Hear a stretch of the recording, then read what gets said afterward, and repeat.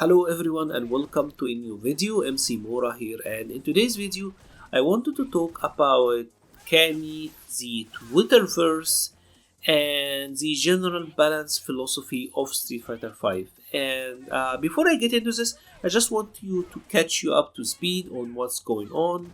Obviously, the Capcom Pro Tour have already started. If you don't know, it is a series of online events where pro players compete for a chance to qualify for a big tournament at the end of the year where there is a big prize for it, right? And these tournaments are regional tournaments. They are regional online tournaments, and so far we have had two, one I believe for Japan and the other one for Central America. And the story here is that both of these tournaments were won by Cammy players, right? And this obviously caused the Twitterverse to start, pointing their pitchforks toward Cammy. It's a lot of nerf Cammy, it's a lot of Cammy's too cheap, Cammy is too good and too easy, why haven't you nerfed this character yet, etc, etc, etc. If you know, you know. Obviously Twitter is... it is what it is. I don't wanna get into it that much more, but it is what it is, obviously. And I think that we need to tackle this issue, so I just wanted to talk about it. Now, when we talk about nerfing Cammy or nerfing any character in general, you have to build like an argument, like why should you nerf this character, what is the reasoning, and then we can talk. And when we talk about Cammy, there are two arguments that I usually see being thrown around. The first one is that she's too good, and the second one is that she's too easy to play. And I think I can entertain the first one, that Cammy is too good. We can exchange ideas behind that one. The too easy part is another thing I just completely disregard, in all honesty. And I will tell you why. When you talk about tournament level, like if you are balancing a game, you're obviously balancing a game for the pro level of competition, right? And I don't think difficulty should factor at all when it comes to deciding which characters are good or not. Like, let's say for example, you can say that Minat is a very difficult character. You need to be able to do Sako combos and resets in V-Trigger. But in pro competition, Sako is doing Sako combos. So it's like you balance Minat based on the Sako level. You don't balance Minat based on a random Joe in Super Gold, right? That is kind of the entire point. So if that same Joe is having easier time with Cammy, does it mean that Sako should get punished for it on the pro level? Pretty much what I mean is, if we're talking pro level, disregard the difficulty completely. Obviously the game and its balancing, not everything is just built around pro competition. I think we have to be fair and honest about this. Like, pro level of gameplay is not everything. And if the argument is that Cammy is too easy to use, I honestly don't think she's like the easiest character to play, or at least the easiest character to win with at intermediate level. I think in all honesty there are easier characters to win with. Off of the top of my head, I would say that Bison is like an easier character to use and have instant wins with than Cammy. So I don't like the too easy argument. Now, the too good argument, yeah, that I can entertain. And obviously, Cammy is a top tier character. Like, when I made the video about 5 characters who are probably going to be very strong, I had Cammy as the first choice because obviously she was. When I made my tier list video, I had Cammy as a top 3 character because, duh, she's obviously super strong.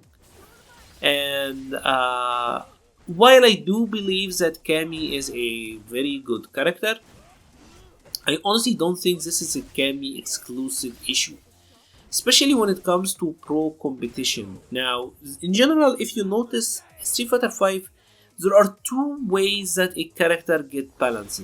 There are 2 general philosophies. A character could either have strengths in certain areas, but then they will have a glaring issue or exploitable weakness. Or that character will have no weaknesses whatsoever, and they will just, you know, like patch it with like you will have 900 HP or whatever, some lame excuse to make the character completely busted. And I feel like this style of balancing is what is causing the bulk of the issues, and I don't think it's a Cammy problem. If you look really closely at it, there are many characters in Street Fighter V who have no weaknesses. I'm gonna say, in all honesty, characters like Akuma have no weakness. Karen have no weakness. Rashid, no weakness. Urien, no weakness. Cammy, no weakness. And if you look at the pro level of competition, these 5 characters are running wild. And I think it's very easy to see why. If I'm playing for a tournament, if I'm playing for the big bucks, why would I risk everything on a character, for example, like Cody? Or even let's pick like a really good character. Why would you risk everything on a character, for example, like Poison? Even though Poison is a ridiculous character. Like in all honesty, I play Poison and Poison is stupid as shit, right? But Poison does have a weakness. She does actually suffer on defense once she gets knocked down.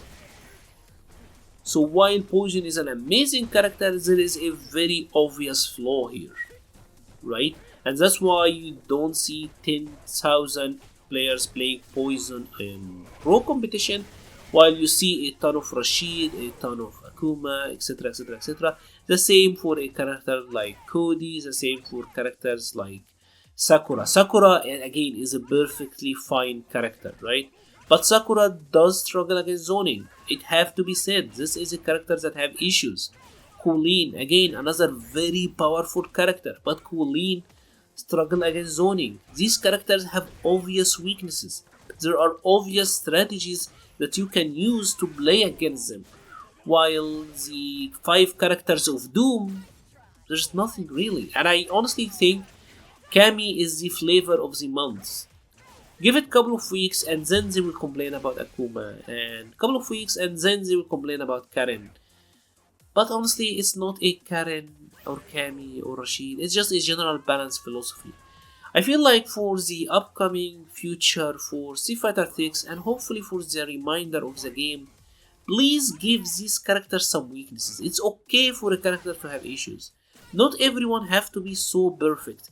I know Akuma is busted in the lore and he's supposed to be like the god of Street Fighter, but he doesn't have to have every tool in the sun, right? Like that's just not, it's never gonna be a good gameplay design. And the same for Cammy.